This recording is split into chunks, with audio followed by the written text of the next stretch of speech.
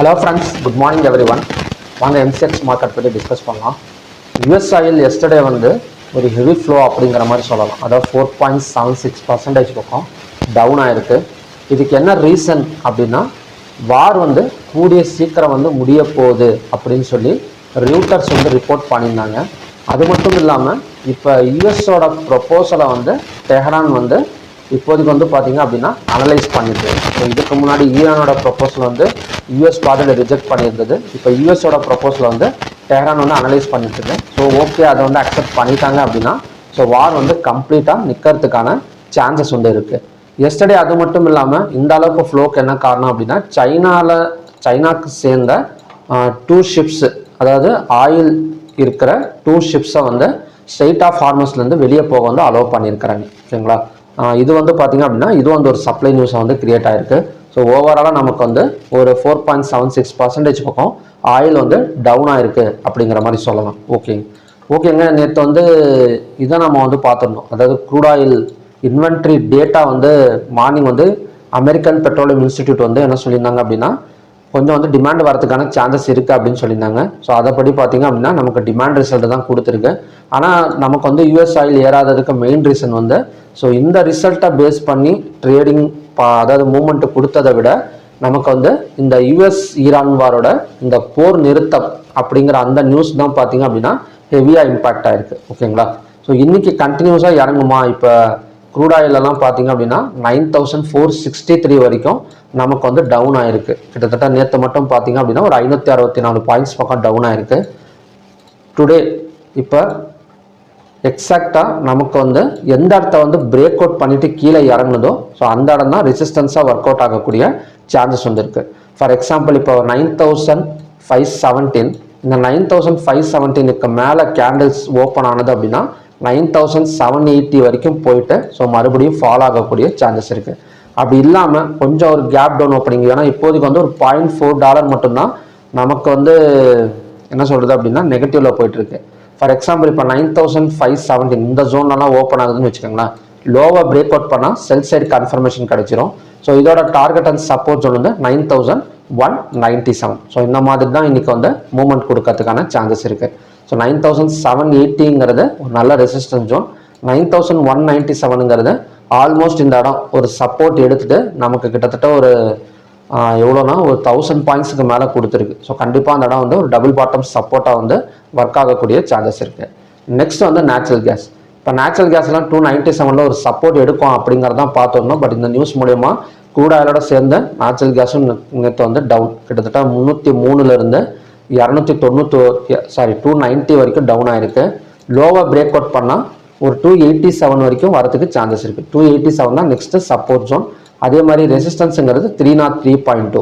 So மற்றபடி இங்கேருந்து இவ்வளோ தூரம் போகுமா அப்படின்னு கேட்டிங்க அப்படின்னா அது வந்து அன்பிரடிக்டபிள் தான். இப்போதைக்கு வந்து 287ங்கிறது சப்போர்ட் ஜோன், 303.2ங்கிறது இன்னைக்கான ரெசிஸ்டன்ஸ்.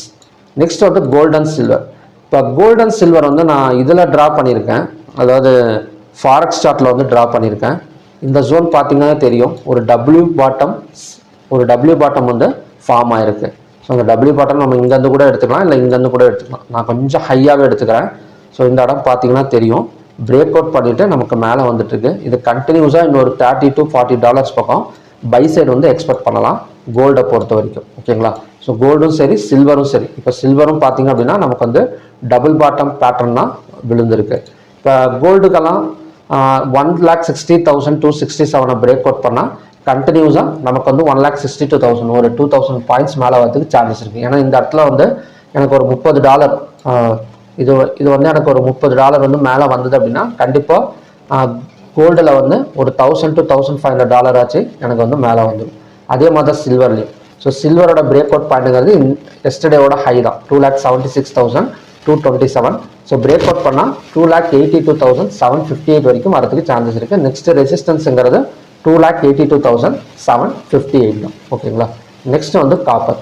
இப்போ காப்பர் பார்த்தீங்கன்னா கூட சேம் தான். இப்போ எல்லாத்துலேயுமே நமக்கு வந்து டபுள் பாட்டம் சப்போர்ட் எடுத்துகிட்டு ரெடியாக இருக்குது ஒரு பை சைடு போகிறதுக்கு அப்படிங்கிற மாதிரி தான் காப்பர், கோல்டு, சில்வர் எல்லாமே வந்து நமக்கு இப்போ ஃபார்மில் இருக்குது. ஓகேங்களா, இப்போ இந்த இடம் பார்த்தீங்க அப்படின்னா 1354.4 பிரேக் அவுட் பண்ணால் கண்டினியூஸாக காப்பர் அகைன் வந்து ஒரு 40 பாயிண்ட்ஸ் மேலே வரதுக்கு சான்சஸ் வந்து நமக்கு காப்பரில் வந்து இருக்குது. ஓகே. ஸோ ஓகே ஃப்ரெண்ட்ஸ், இதான் பார்த்தீங்கன்னா இன்னைக்கான கண்டிஷன்ஸ்.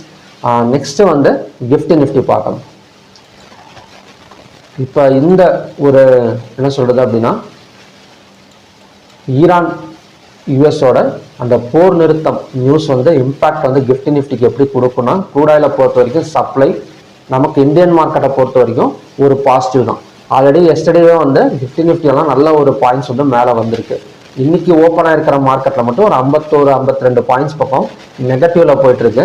ஸோ இருந்தாலுமே ட்ரம்ப் வந்து இப்படி தான் சொல்லியிருக்கிறாரு. அதாவது டெஹ்ரான் வந்து அந்த ப்ரொபோஸலை வந்து அனலைஸ் பண்ணிட்டு இருக்கிறாங்க.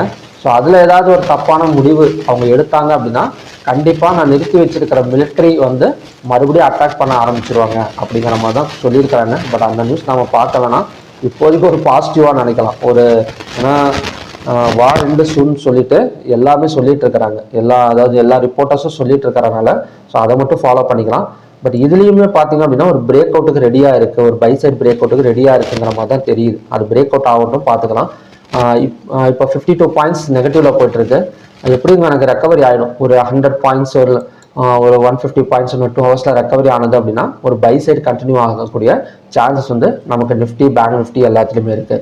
ஸோ இதோட சப்போர்ட் அண்ட் டிஸ்டன்ஸ் வேணும் அப்படின்னா எஸ்டர்டே ஈவினிங் வீடியோவில் வந்து அப்டேட் பண்ணியிருக்கேன். ஸோ அது வாட்ச் பண்ணிக்கோங்க. ஓகே ஃப்ரெண்ட்ஸ், நெக்ஸ்ட்டு வந்து வேர்ல்டு இண்டெக்ஸ். அதாவது நம்ம இதை வச்சு கொஞ்சம் நம்ம ப்ரிடிக்ஷன் பண்ணிடலாம். நிஃப்டி, பேங்க் நிஃப்டி காலையில் எந்த மாதிரியான மூவ்மெண்ட் கொடுக்கும் அப்படின்னு. ஏன்னா 7 பாயிண்ட் வந்து பாசிட்டிவ்ல இருக்குது. அப்போ என்ன அர்த்தம்? ஸோ இந்த நியூஸ் வந்து நல்லாவே வந்து வேர்ல்டு ஸ்டாக் எக்ஸ்சேஞ்சில் வந்து இம்பாக்ட் கொடுத்துருக்கு அப்படின்னு தான் அர்த்தம். ஏன்னா 7 பாயிண்ட்டுங்கிறது ஒரு நல்ல பாயிண்ட் தான்.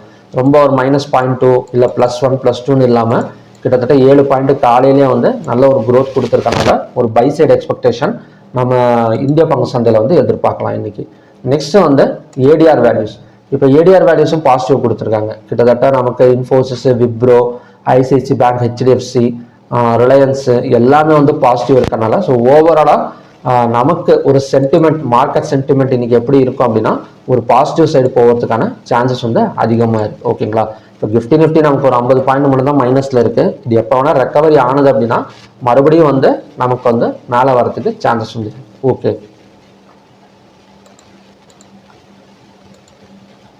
ஸோ ஓகே ஃப்ரெண்ட்ஸ், க்ரூட் ஆயிலை பொறுத்த வரைக்கும் லோவை பிரேக் அவுட் பண்ணோம். ஸோ எஸ்டர்டே லோ வந்து 9391. ஸோ அதை பிரேக் அவுட் பண்ணால் 9197 வரைக்கும் வரதுக்கான பாசிபிலிட்டிஸ் வந்து நமக்கு வந்து க்ரூட் ஆயிலில் வந்து இருக்குது. ஸோ ஓகே ஃப்ரெண்ட்ஸ், அதாவது MCX கிளாஸ் பற்றி கேட்டிருந்தாங்க. ஸோ MCX கிளாஸ் வந்து நெக்ஸ்ட் வீக் வந்து ஸ்டார்ட் ஆகுதுங்க. 3 days ஆன்லைன் கிளாஸ். அதாவது 25, 26, 27 Monday to Wednesday morning batch இருக்குது, ஈவினிங் பேட்ச் இருக்குது. ஸோ எல்லாத்துக்குமே பார்த்தீங்க அப்படின்னா ஸ்டடி மெட்டீரியல்ஸ் வந்து ப்ரொவைட் பண்ணிடுவேன். ஆஃப்டர் த கிளாஸ் கூட சப்போர்ட் இருக்குது. ஸோ உங்களுக்கு ஐடியா இருந்தது, இன்ட்ரெஸ்ட் இருந்தது அப்படின்னா ஸ்க்ரீனில் தெரியிற இந்த நம்பருக்கு மெசேஜ் பண்ணி ஸோ டீட்டெயில்ஸ் கேட்டு தெரிஞ்சுக்கலாம். ஸோ ஓகே ஃப்ரெண்ட்ஸ், மறுபடியும் பார்த்தீங்க அப்படின்னா இன்னொரு நல்ல ப்ரிடிக்ஷன் வீடியோவில் நான் உங்களுக்கு மீட் பண்ணுறேன். Thank you very much.